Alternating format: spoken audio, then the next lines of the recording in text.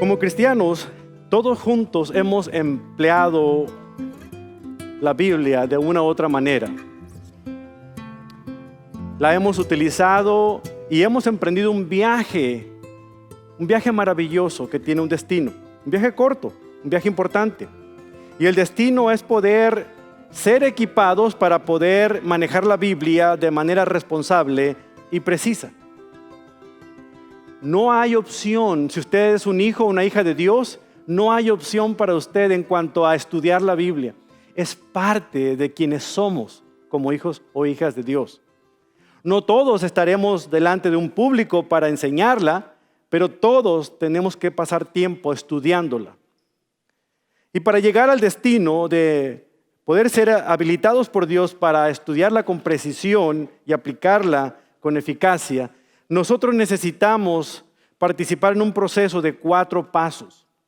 Una receta muy particular que compartimos al inicio de esta serie de estudios de cómo estudiar las Escrituras, que nos ayuda a nosotros a poner las cosas en una perspectiva muy interesante. La primera de esas partes en las cuales debemos pasar tiempo y que muchas veces lo omitimos es la observación. Es determinar lo que dice el texto. Esto se hace leyendo la porción bíblica una y otra vez, y otra vez, y otra vez, y en repetidas ocasiones para poder impregnar nuestra mente de lo que dice el texto. Que curiosamente la observación responde a esa pregunta: ¿qué es lo que veo en el texto? El siguiente paso donde vamos a hablar el día de hoy con más detenimiento es la interpretación. Aquí debemos comprender el significado del texto. La observación nos dice a nosotros qué dice el texto. Ahora la interpretación nos enseña a nosotros qué significa el texto. ¿Qué quiso Dios decir cuando escribió a través de aquellos autores humanos lo que puso ahí en las Escrituras? La tercera parte es la correlación, porque nada más ese texto no aparece en una porción de las Escrituras, sino que hay otras áreas donde podemos ver y comprobar su significado cuando lo correlacionamos con otras partes de la Biblia. Y la última parte, la corona de este proceso, podemos llamarla así, es la aplicación. Debemos descubrir el significado de ese texto y cómo lo vamos a poner en práctica en nuestra propia vida. No se puede quedar con un concepto nada más intelectual, sino que tiene que ser puesto en práctica, aplicándolo en nuestro diario vivir. Entonces, cuando nosotros observamos, interpretamos y correlacionamos las Escrituras, la Biblia cobra vida en nuestro ser. Y entonces estamos listos para poder aplicarlo. Ahora, es importante mencionar que cada pasaje de las Escrituras solamente tiene una interpretación. Solamente hay una interpretación, la que el autor divino, Dios, quiso darle cuando respiró esta palabra a través de 40 autores humanos. Solamente hay una interpretación, un solo significado, aunque puede haber varias aplicaciones de un mismo pasaje. Por lo tanto, cuando pensamos en esto, la idea central de este mensaje nos lleva al siguiente punto.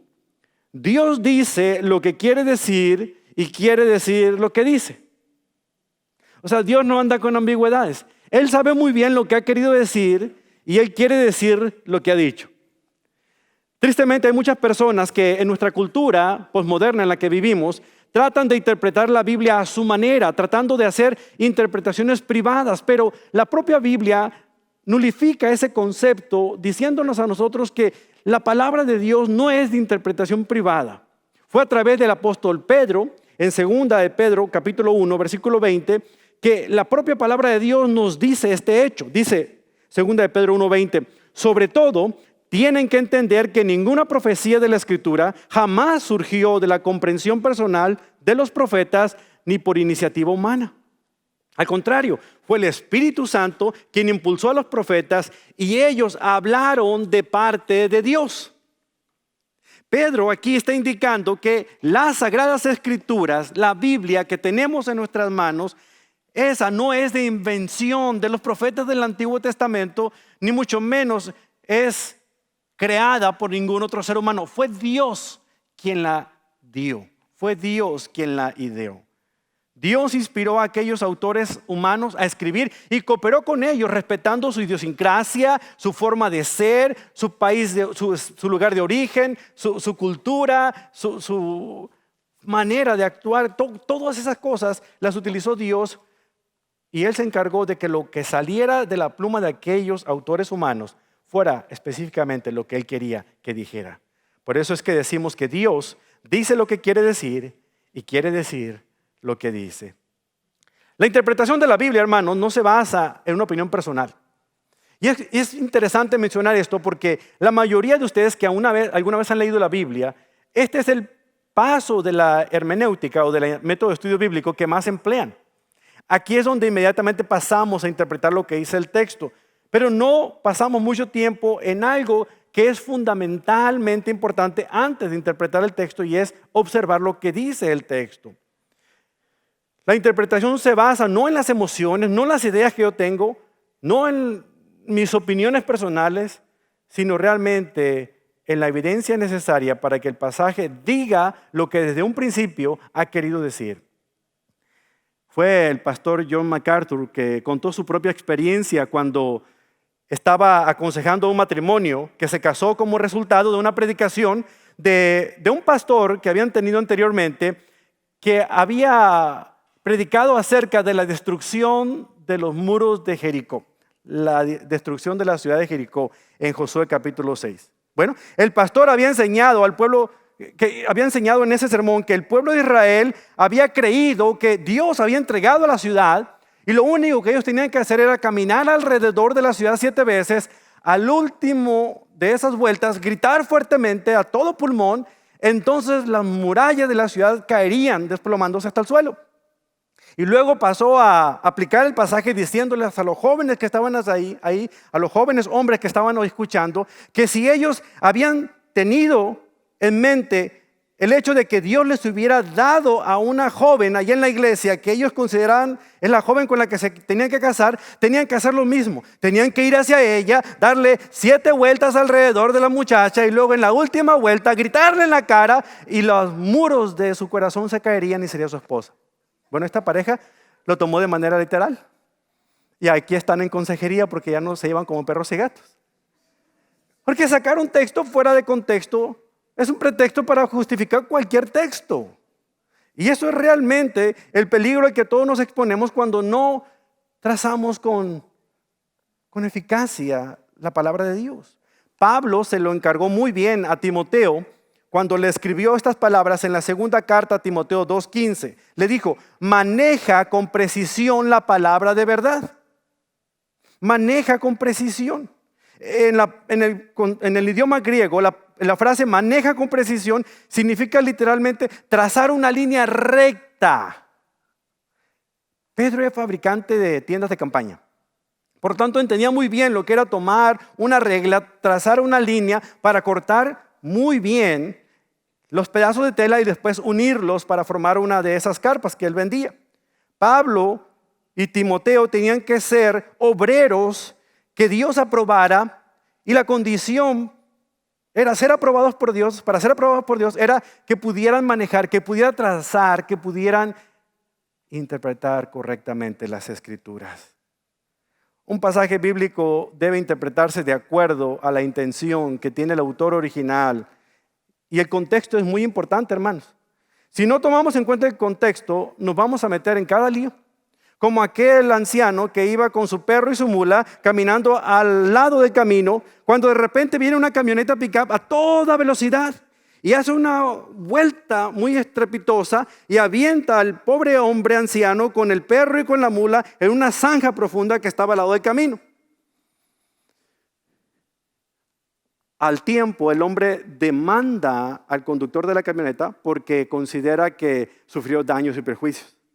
Y cuando el abogado defensor del conductor de la camioneta se acerca al hombre que está en el estrado testificando delante del juez, delante del jurado, le hace una pregunta. Por favor, anciano, contésteme usted esta pregunta solamente con sí o no. ¿Acaso usted no dijo que estaba perfectamente bien cuando usted cayó en esa zanja y el conductor de la camioneta le preguntó cómo se sentía?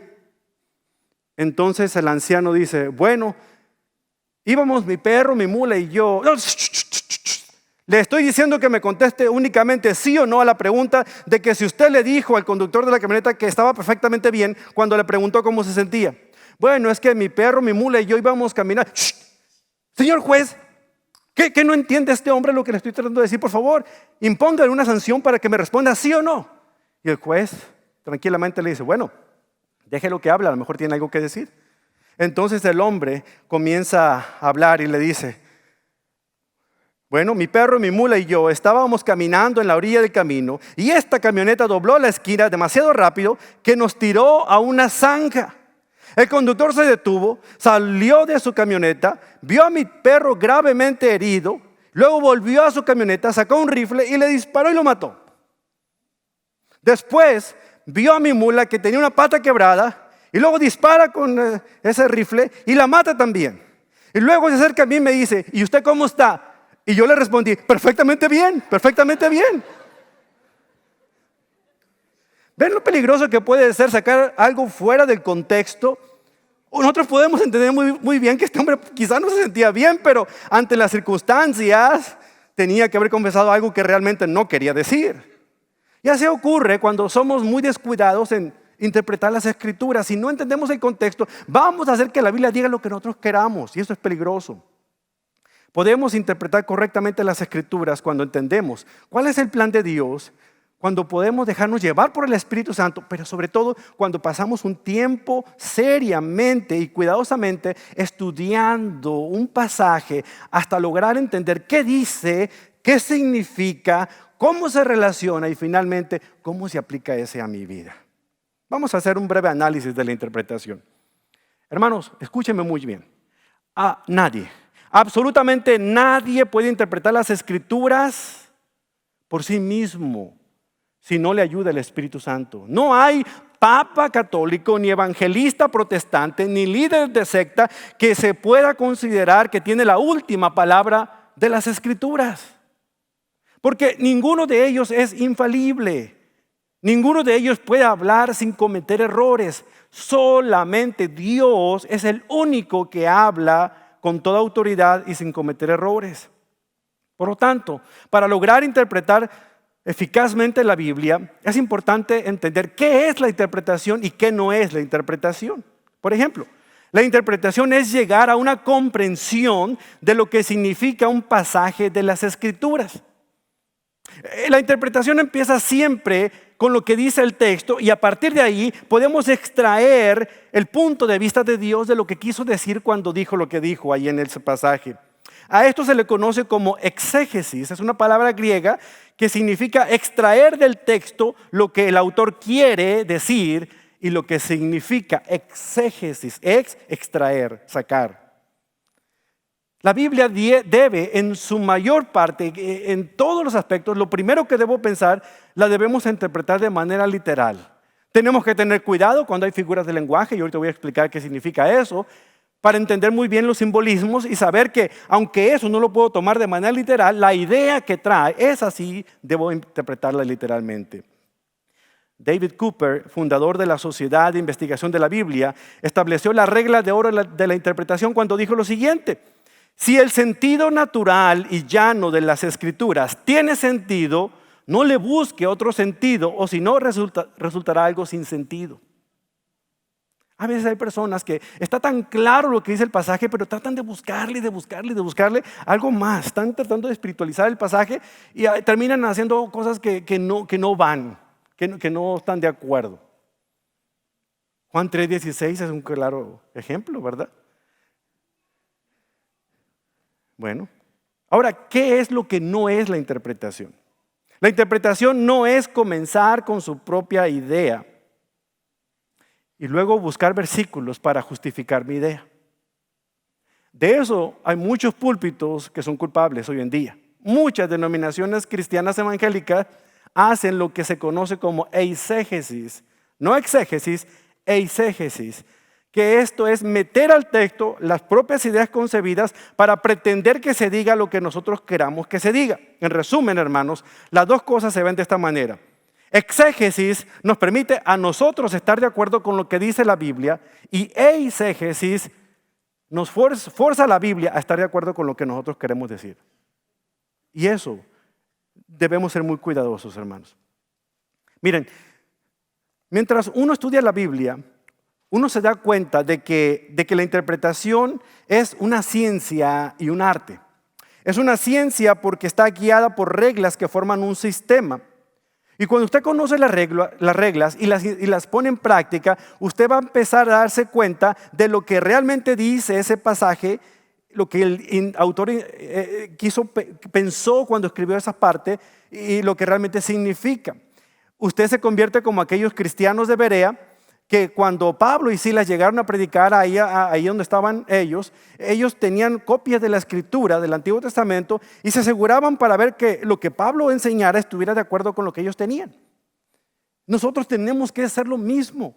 No podemos ir a una reunión de estudio bíblico, a un servicio dominical, a un culto dominical, si no llevamos una Biblia con nosotros. Tenemos que asegurarnos que cualquiera que ostente estar predicando en un púlpito pueda entender perfectamente o pueda realmente estar enseñando lo que dice el texto y su significado.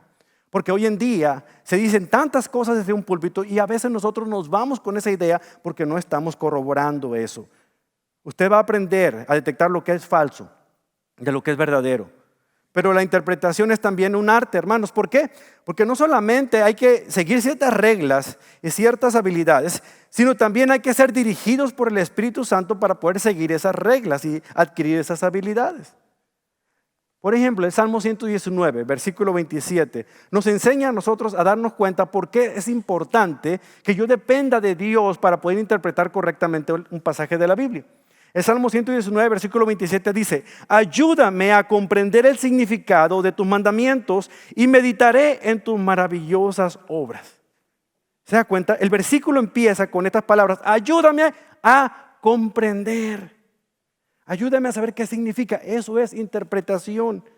Luego más adelante en el versículo 33 dice: enséñame tus decretos, oh Señor, los cumpliré hasta el fin. Dame entendimiento. Nos damos cuenta que el Salmo 119, como lo dije anteriormente, es una oración. El salmista está orando al Señor y casi todo el Salmo, excepto 4 versículos de todos los versículos que tiene el Salmo 119, están hablando acerca de la Biblia, la palabra de Dios. Y de qué manera el salmista quiere disfrutarla, entenderla y ponerla en práctica. Ahora, con esto en mente, vayamos a un pasaje en el Nuevo Testamento que es conocido por la mayoría de ustedes. Hechos capítulo 8. En Hechos capítulo 8 vemos que el evangelista Lucas, que es el escritor del libro de los Hechos, es como si fuera el Evangelio de Lucas, segunda parte, nos relata la historia de un encuentro que hubo entre Felipe, el evangelista, y un eunuco etíope, dos hombres que no podían ser más distintos en la vida. Sin embargo, providencialmente Dios hace que se encuentren. Felipe era uno de los discípulos del Señor, no el apóstol, pero uno de los discípulos que había ido a Samaria a compartir el evangelio cuando comenzó la persecución. Él también fue obediente a lo que Hechos 1:8 dice, de que iban a predicar en Jerusalén, luego en Judea, luego en toda Samaria y hasta lo último de la tierra. Bueno, él estaba en Samaria, estaba compartiendo el evangelio, había muchas personas que habían venido a Cristo, la obra estaba creciendo increíblemente. Tanto estaba creciendo que los apóstoles allá en Jerusalén enviaron a 2 o 3 de sus apóstoles a que fueran a verificar qué estaba sucediendo en Samaria, porque muchos de los gentiles estaban viniendo al conocimiento de Cristo. Llegaron Pedro, llegaron Juan, llegaron a ver y a atestiguar que realmente lo que estaba sucediendo era un milagro del Señor. La gente había abierto su corazón al evangelio de Cristo y muchos estaban siendo bautizados. Ellos comenzaron a ayudar a Felipe. En ese momento Felipe recibe una instrucción más del Espíritu Santo. Como dice Hechos 8:26. En cuanto a Felipe, un ángel del Señor le dijo, pausa, usted no anda esperando que los ángeles le hablen, por favor. Porque a veces nosotros somos tan buenos, esperamos que un ángel del cielo venga y nos diga tal y cual cosa. Hermano, no todo lo que vemos que la Biblia señala lo tenemos que poner en práctica nosotros y tener que, así va a ser el modelo de que Dios va a emplear para hablar con nosotros.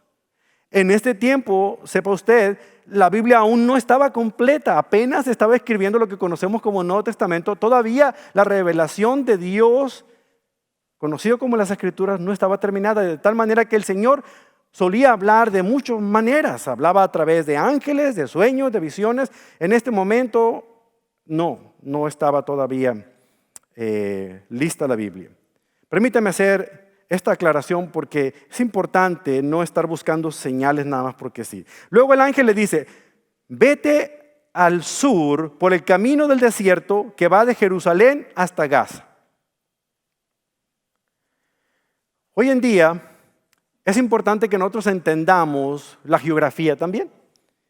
Es importante que sepamos dónde está Gaza. Y si usted es de las personas que están viendo las noticias, a lo mejor ha escuchado hablar de la Franja de Gaza, que es un pequeño lugar donde hay un conflicto constante entre los israelíes y los palestinos, peleándose por ese pedacito. Bueno, ahí cerca, cuando usted va al sur oeste de Jerusalén, más o menos en la costa del mar Mediterráneo, va a encontrar ahí lo que es Gaza, en el mapa que usted tiene al final de su Biblia, en las partes donde habla acerca de la tierra donde anduvo Jesús.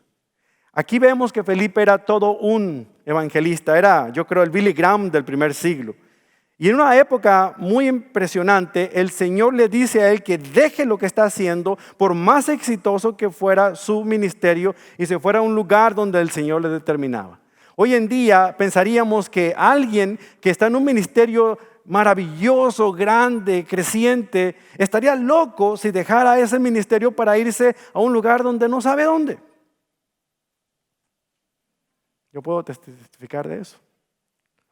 Porque de alguna otra manera me siento que estoy en un ministerio maravilloso, creciente, y de repente he percibido la voz del Señor a través de muchas cosas que me indica que es tiempo de dejar este lugar e irme a un lugar donde no sé.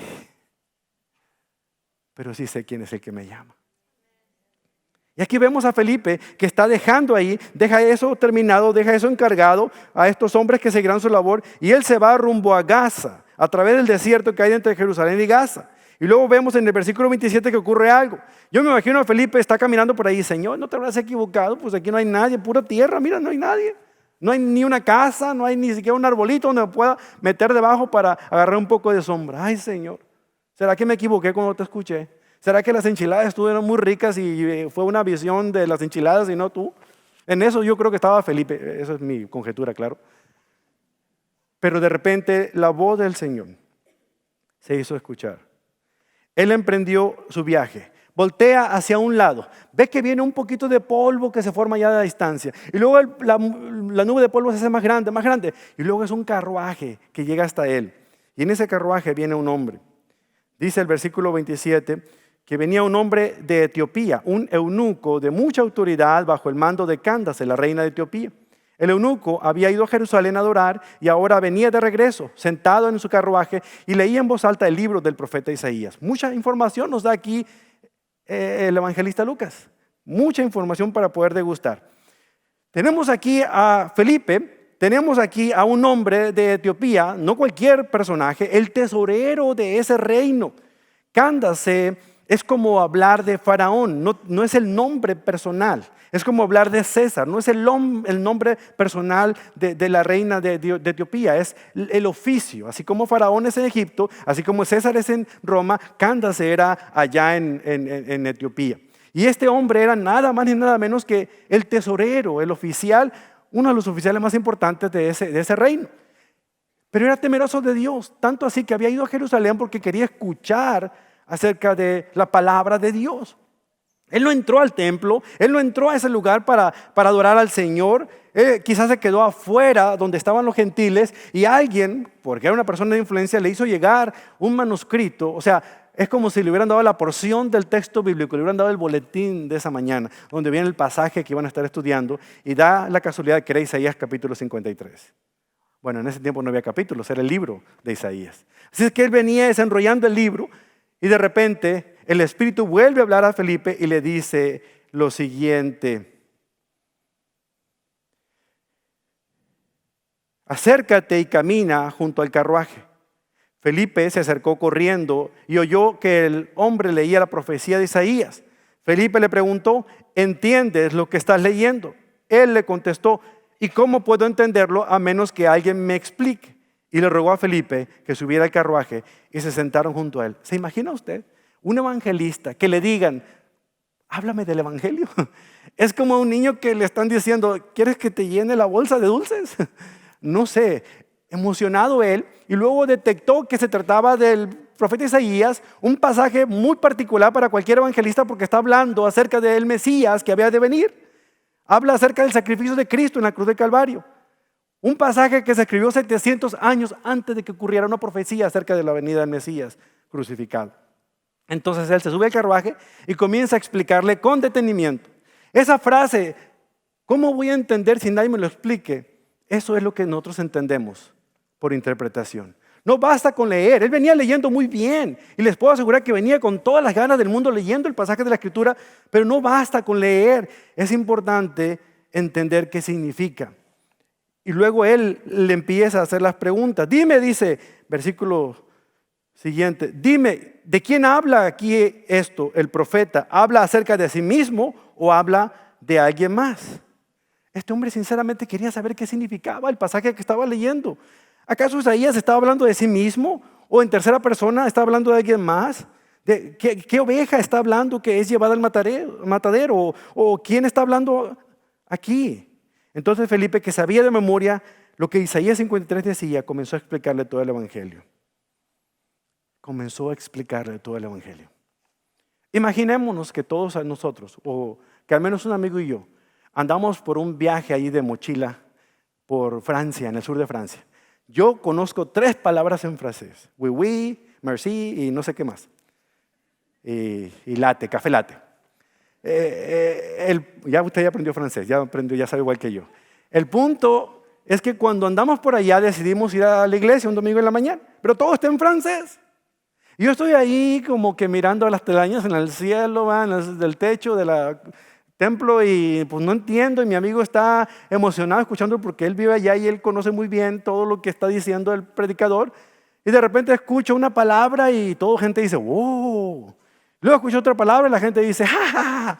Y yo estoy perdiéndome de eso. Entonces me acerco y ya no aguanto con él, le digo, oye, explícame, no, tradúceme. Porque lo que realmente yo estoy necesitando es un traductor. Lo que realmente el eunuco estaba necesitando era un intérprete. Alguien que le pudiera traducir a su conocimiento lo que decían las Escrituras. Es lo que yo he estado tratando de hacer con ustedes esta mañana. Estoy tratando de interpretar las Escrituras para ustedes, pero ¿saben qué? La confianza que tengo es que si usted es un hijo o una hija de Dios, usted tiene lo que se necesita para aprender a interpretarla por su cuenta. Lo que le hace falta es adquirir estas reglas y normas de interpretación que son necesarias para poder hacerlo con eficacia. Pero usted puede, porque usted ya tiene el Espíritu de Dios que le va a enseñar. Entonces veamos cosas que usted va a considerar cuando tenga que interpretar un pasaje. Esta es la parte práctica de este mensaje. Así es que lo vamos a ver muy rápido. Siga usted con atención ahí en su boletín para que vea el bosquejo y pueda estar haciendo algunas anotaciones.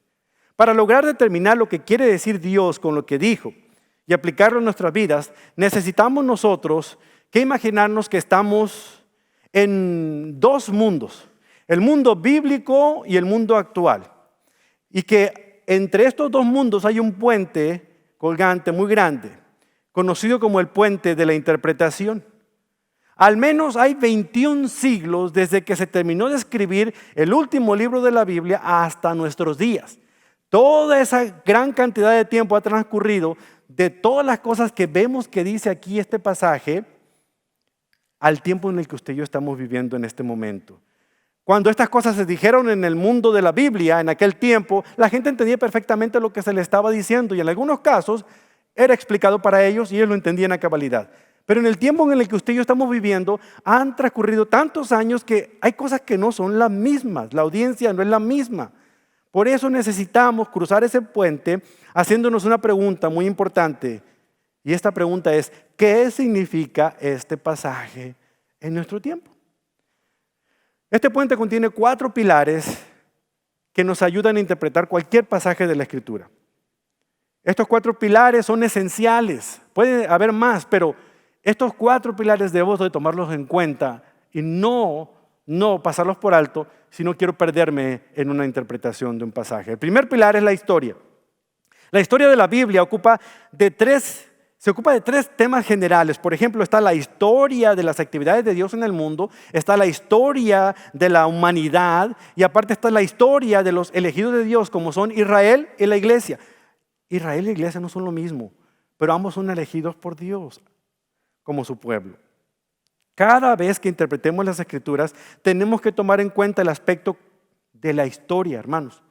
Necesitamos nosotros entender lo que ocurrió en aquel tiempo debido a que cada libro de la Biblia fue escrito por un autor histórico específico para una audiencia histórica específica y vivió una situación histórica específica para llevar a cabo un principio teológico general del cual podemos aprender nosotros en nuestro tiempo. Las 2 fuentes principales utilizadas para recrear la historia bíblica son la Biblia misma.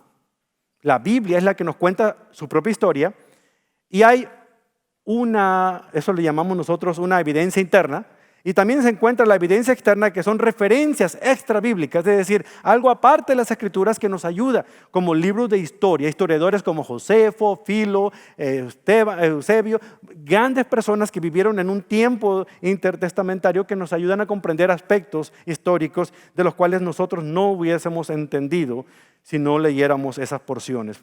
Eso nos ayuda a comprender la historia. Ese es el primer pilar. El segundo pilar es la cultura. Las personas de los tiempos bíblicos no vivían como vivimos nosotros hoy. Es más, si en el tiempo que nosotros vivimos, nosotros que acabamos de regresar de China, nos dimos cuenta que la comida china que ustedes conocemos aquí en este país no tiene nada que ver con la comida china original. Prefiero la de aquí. No diría lo mismo de la comida mexicana, les puedo asegurar. Pero eso sí, uno ve fotos y dice, quiero eso, y piensa uno que es pollo, pero no sé qué es. No sabe a pollo, no creo que sea pollo, y no me van a convencer de que es pollo. En fin, esa es otra historia. Lo mismo sucedió en los días de Jesús. Hace 21 siglos ocurrieron cosas distintas que nosotros no pudiéramos relacionarnos si no estamos pendientes de qué significaba en aquel tiempo el aspecto cultural. Por ejemplo, en los días de Jesús los niños no se criaban de la misma manera que se crían hoy. ¿Se imagina? Algunos de los aspectos de trabajo eran diferentes en aquella época. Han ocurrido acontecimientos culturales diversos desde que la Biblia fue escrita por primera vez a nuestros días. Por eso es importante que nosotros entendamos qué era la situación cultural que estaba viviendo la persona, la audiencia que estaba recibiendo una determinada carta o estaba leyendo ese determinado escrito. El comentarista bíblico Bernard Ramm dijo, las personas de la misma cultura, de la misma edad y de la misma ubicación geográfica se entienden entre sí. Yo le corregiría a él porque aquí en Latinoamérica somos casi 20 países, considerando Estados Unidos, y hablamos el mismo idioma, pero a veces no nos entendemos. El otro día le decía a los hermanos de Ecuador, allá en Loja, saquen su pluma, hermanos. Y si no hubiera sido gracias al Chavo del Ocho, no hubieran entendido qué es lo que dije. Lo mismo que la torta de jamón. ¿Saben qué? Ellos le llaman a la pluma, al bolígrafo, le llaman punta bola. Así es que los hermanos, ¿qué pluma? Bueno, acuérdate lo que dijo el Chavo, es la pluma. Pues bueno, mira, gracias, chavito. Pero cuando el intérprete está distanciado cultural, histórico y geográficamente del autor, la tarea de la interpretación deja de ser sencilla. ¿Por qué? Porque entre más grandes sean las diferencias, más difíciles son las interpretaciones. La diferencia más obvia es la del idioma. Porque aunque lo podamos hablar al mismo idioma, hay palabras que han entrado en desuso. Es por eso que es una bendición poder conocer hebreo y griego. ¿Por qué? Porque la Biblia en su contexto original, el Antiguo Testamento fue escrito en hebreo con algunas partes en arameo y el Nuevo Testamento en griego. Y a veces es importante ir a esos idiomas de la Biblia para poder sacar de dudas algún conflicto de interpretación que hay en nuestro tiempo, porque logramos entender perfectamente lo que el texto está diciendo con la palabra adecuada. Por ejemplo, Pablo dijo en 1 Corintios capítulo 11, versículo 13, dice, juzguen por sí mismos. ¿Es correcto que una mujer o esposa ore a Dios en público sin cubrirse la cabeza? ¿No es obvio que es vergonzoso que un hombre tenga el cabello largo? ¿Acaso el cabello largo no es el orgullo y la alegría de la mujer? Pues se lo digo, pues Dios se lo dio para que se cubra. Pero si alguien quiere discutir ese tema, simplemente digo que no tenemos otra costumbre más que esta y tampoco la tienen las demás iglesias. ¿Usted supiera cuánta cantidad de problemas este pasaje trae a la hora de interpretarlo en nuestro tiempo? si no entendemos lo que es la cultura? En primer lugar, si no entiendo a qué se está refiriendo aquí Pablo, las mujeres van a salir corriendo ahí al mall a comprarse velos o sombreros o lo que sea para cubrirse la cabeza, como lo hacen algunas denominaciones cristianas evangélicas donde la mujer entra con un velo puesto. Pero ¿a qué se está refiriendo esto? Bueno, sea lo que signifique cabeza en este término, en este contexto, no tiene nada que ver con que las mujeres o las esposas se queden calladas en la congregación. Preste mucha atención. Porque aquí Pablo mismo, en este mismo pasaje, en el versículo 5, él dice que las mujeres orarán y profetizarán dentro de la asamblea. No tiene nada que ver con quedarse calladas. Tiene que ver cómo van a orar y cómo van a profetizar. Eso lo descubro solamente leyendo lo que el texto está diciendo. El pasaje no está debatiendo el sí, sino el cómo. Por lo tanto, en ese tiempo, el que una mujer hablara una verdad espiritual no le quitaba a ningún hombre su autoridad espiritual en la iglesia. En nuestro tiempo, uy, Dios mío. Algo que usted realmente puede entender al estudiar este pasaje acerca de la cultura grecorromana del primer siglo, es que las personas, las mujeres en particular, sobre todo las mujeres casadas de aquel tiempo, cristianas, cuando iban a la iglesia o a la asamblea, no es que se cubrieran la cabeza. La palabra cubrir la cabeza hace referencia no al uso de velo o sombrero, sino a recogerse el pelo, a menudo con una diadema que le rodeaba la frente. Usted ha visto algunas fotografías del tiempo grecorromano y las ve con una diadema y el pelo recogido. Eso es lo que significa cubrirse la cabeza. El detalle es que cuando Pablo dice no se cubra, pero no anden con el pelo suelto, tiene una alusión muy importante culturalmente hablando. Cuando una mujer se recogía el cabello, no se recogía el cabello, sino se lo dejaba suelto, era como estarle diciendo a toda la gente, estoy disponible. O sea, es como si yo me quito el anillo de boda y luego usted, no me lo podía quitar, y luego usted piensa que yo no estoy casado. Era lo mismo, por eso Pablo dice, no. En la asamblea, la mujer casada debe traer recogido el cabello. ¿Por qué? Porque de alguna otra manera el cabello suelto está indicando estoy disponible. ¿Se dan cuenta cómo cambia? Habla en cierta manera de la sensualidad que el pelo tenía en aquel tiempo, yo qué sé. Pero si culturalmente no entendemos qué significa, empezamos ahora a ponerle mantos a cualquier gente. Lo mismo todo lo demás. Realmente lo que hablamos, y hay mucho que podemos sacar de este pasaje porque habla de la cabeza. El texto hebreo, el texto en latín, por ejemplo, es lo mismo que el texto en inglés y el texto en español. Cuando habla de cabeza, habla de jerarquía. Pero el texto en hebreo no habla de jerarquía más que en 2 ocasiones cuando se refiere a Cristo, que es cabeza de todo. Pero cuando realmente, que es cabeza sobre todo, pero cuando realmente habla en griego el apóstol Pablo acerca de cabeza, está hablando acerca de interconexión. Así como la cabeza debe estar conectada al pescuezo, así debe estar conectado el hombre con Dios, el marido con la mujer y Cristo con Dios. De alguna otra manera eso es lo que tenemos que entender, pero hay mucho que vamos a ver con esto. Eso de que aparece cabeza del hogar, no aparece en el Nuevo Testamento, así es una frase acuñada por el Servicio de Rentas Internas de los Estados Unidos, para que usted no lo crea.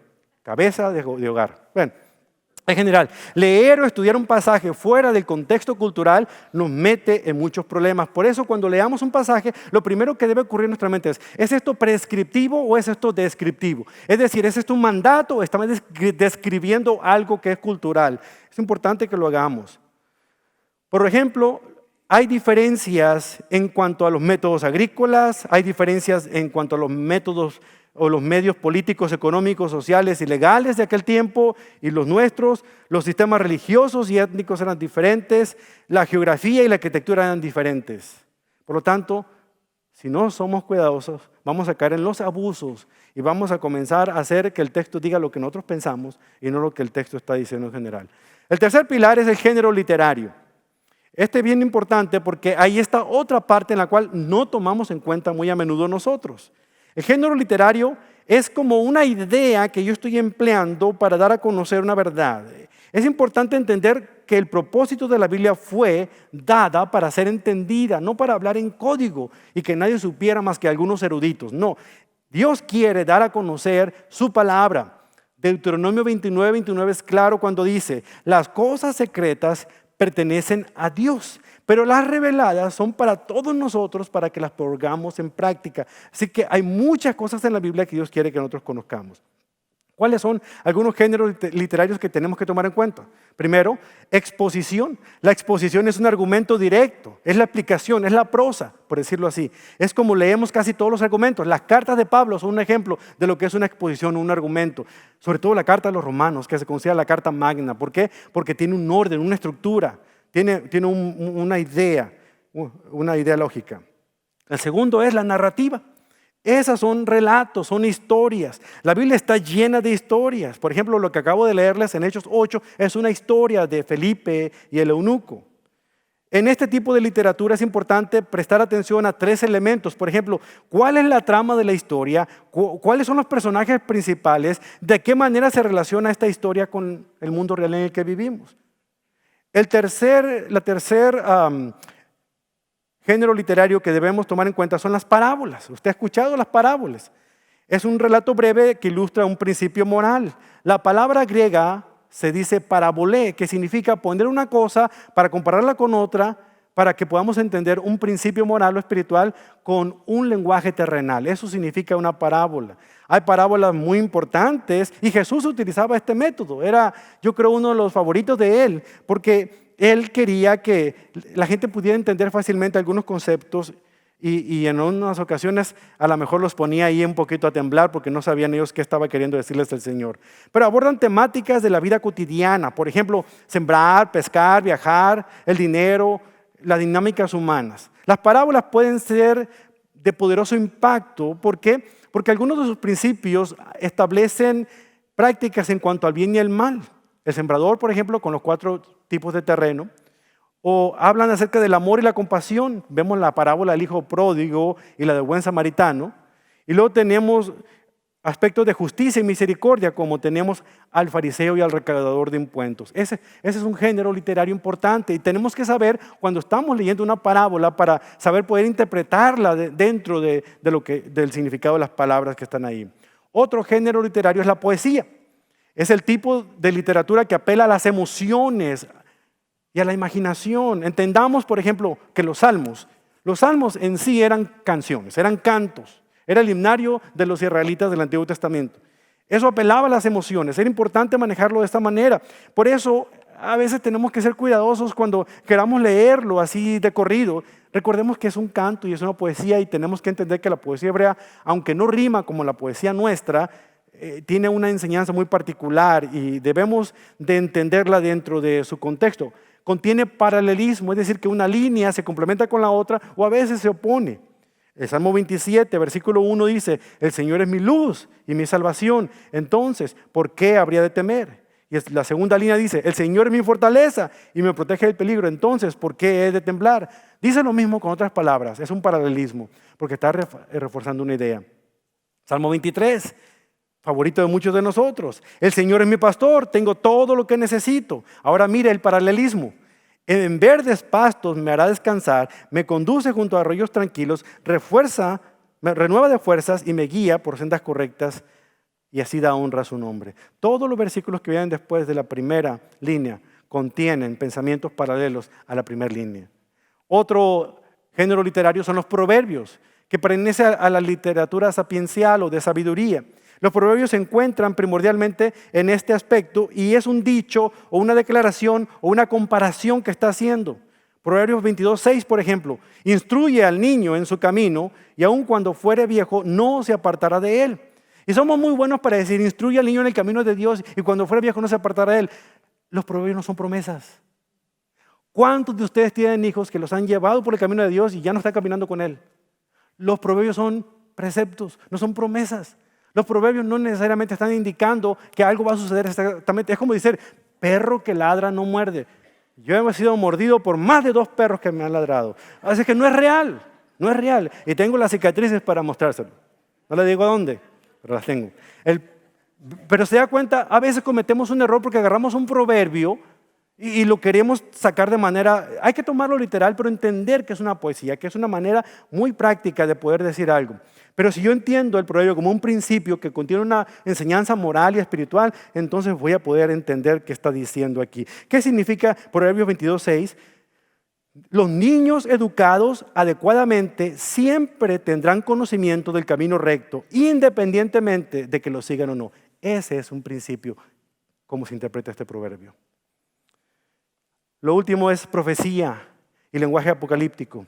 Cuando la Biblia fue escrita, el 25% de lo que ella contenía era profecía. La profecía demuestra la fidelidad y la soberanía de Dios y el poder sobrenatural que tiene y estimula al creyente a tener esperanza y vivir piadosamente. La profecía, hermanos, manifiesta el plan y propósito de Dios. Entendamos, muchos de los profetas, cuando ellos hablaban de un acontecimiento, sabían lo que venía porque Dios se lo decía. Lo que Dios no les dijo era cuándo.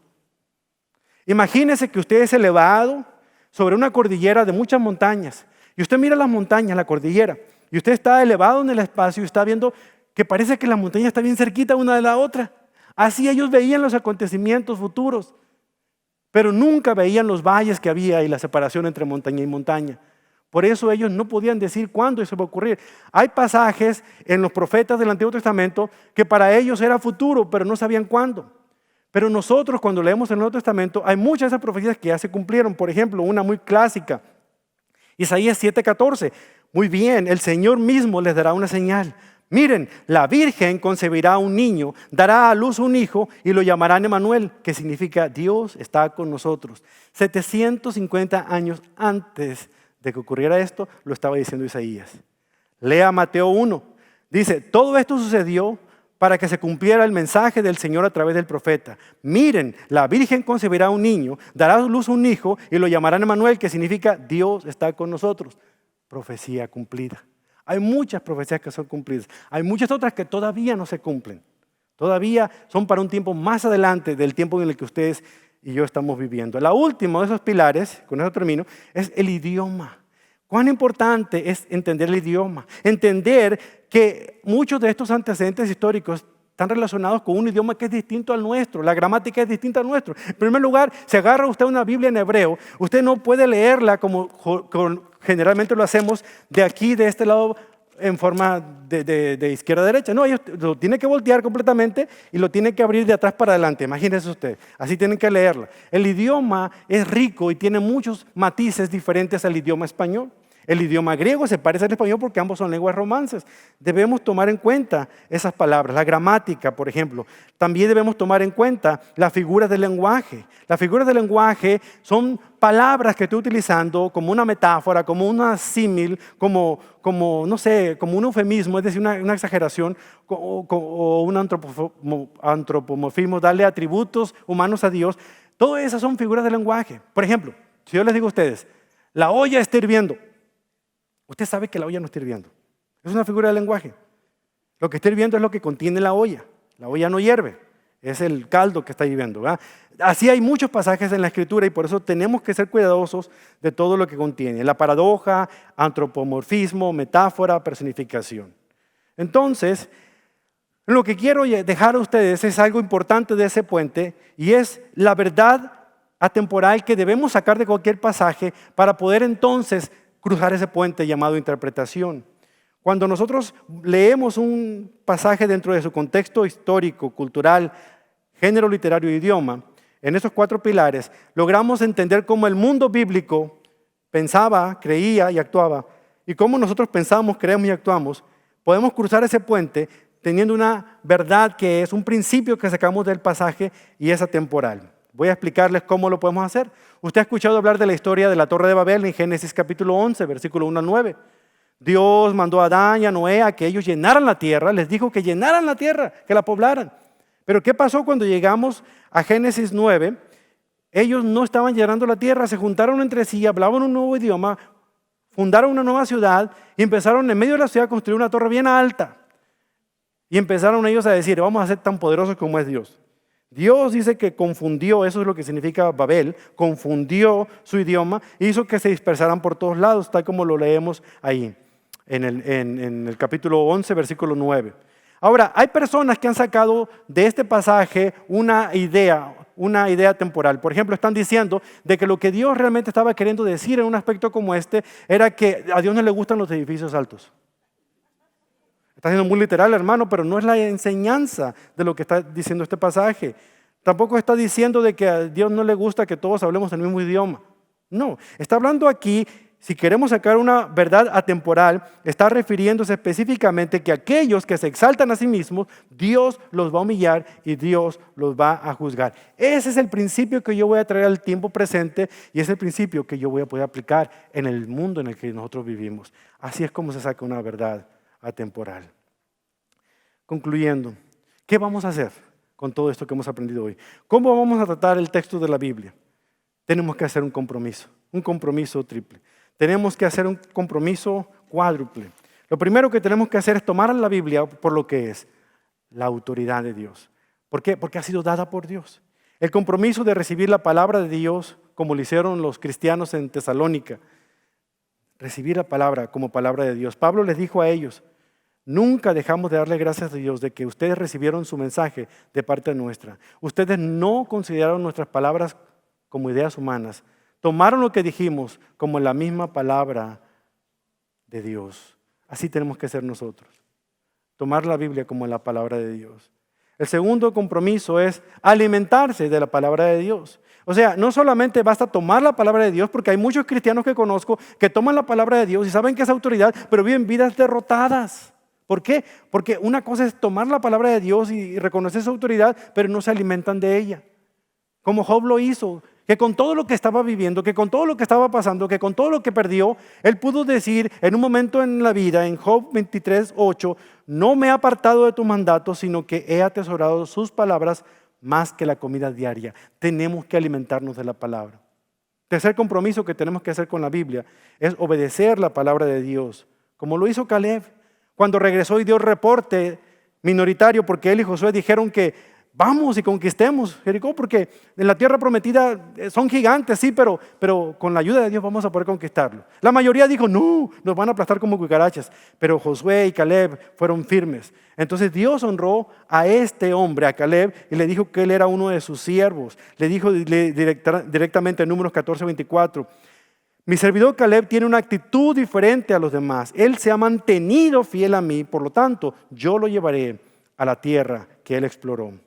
El compromiso de obedecer la palabra de Dios, de creerle a Dios más que creer en Dios. Y finalmente, el compromiso de honrar la palabra de Dios como el rebaño de Esdras. Cuando Esdras, por primera vez después de que la generación de judíos había regresado de la cautividad y pudieron sacar la Biblia por primera vez, la nueva generación no entendía lo que significaban las escrituras para ellos como lo que significaba para sus padres. Por lo tanto, Esdras mandó a hacer un púlpito más o menos como este, más bonito que este, y colocó el rollo de la ley encima de él y con reverencia pidió a todos que se pusieran de pie. Y cuando todos se pusieron de pie, Esdras leyó desde la mañana hasta la tarde. Aquí no os voy a leer yo hasta las 12:15, pero desde la mañana hasta la tarde la gente estaba de pie, escuchando, llorando, porque estaban emocionados de escuchar palabra de Dios por primera vez en tantos siglos y entendían lo que significaba porque había quienes se la tradujeran en ese momento. ¿Cuál fue la respuesta del rebaño de Esdras?